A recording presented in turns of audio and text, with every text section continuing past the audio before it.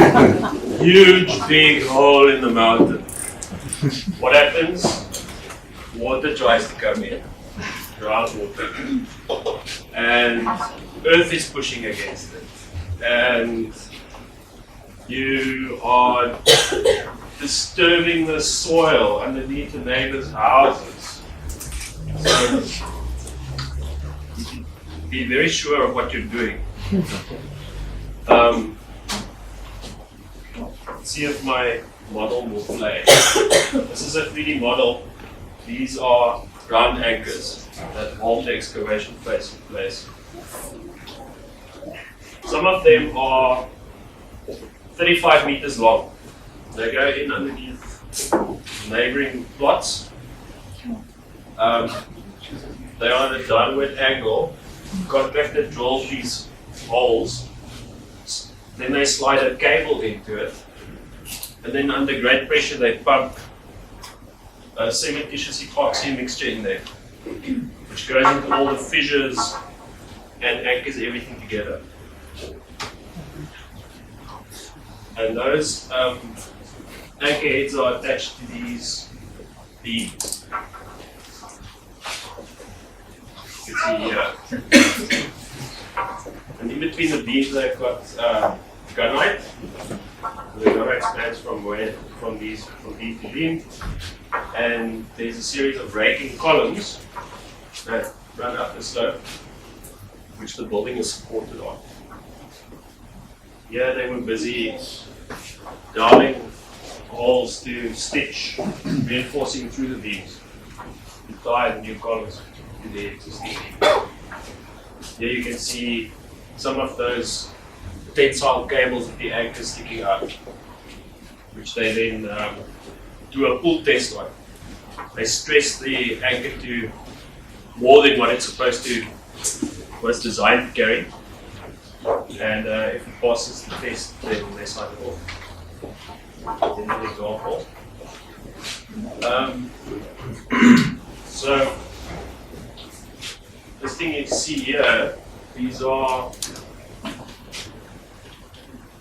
drains which relieve the hydrostatic pressure behind the excavation space, because it's with such a high head of water. That's quite a few atmospheres of pressure that this wall has to withstand.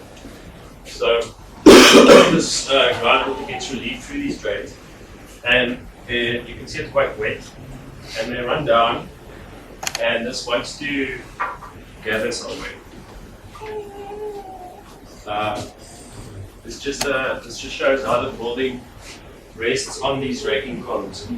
It's made the structure quite complex because you have columns that are plumb, and they have to intersect raking columns that run in a completely different orientation.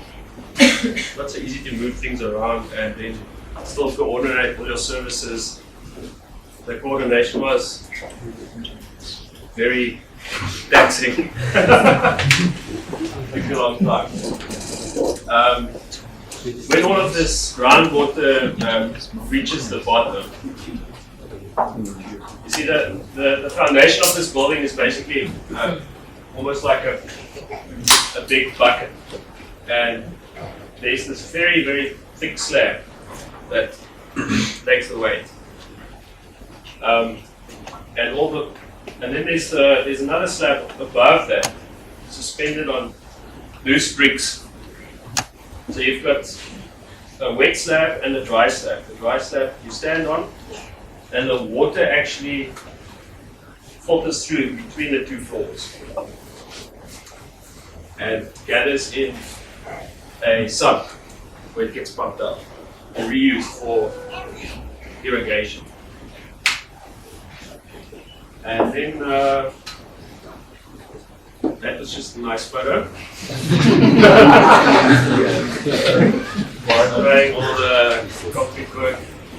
The levels going up. This is level 7.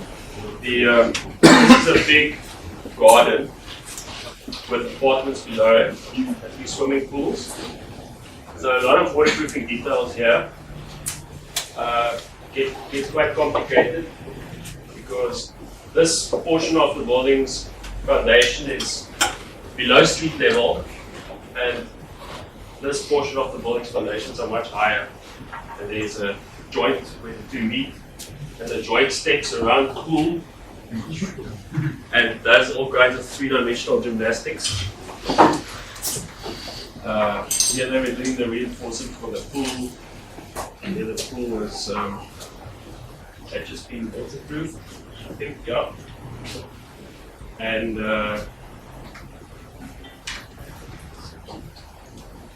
yeah, so there's an apron around the pool, a thin apron,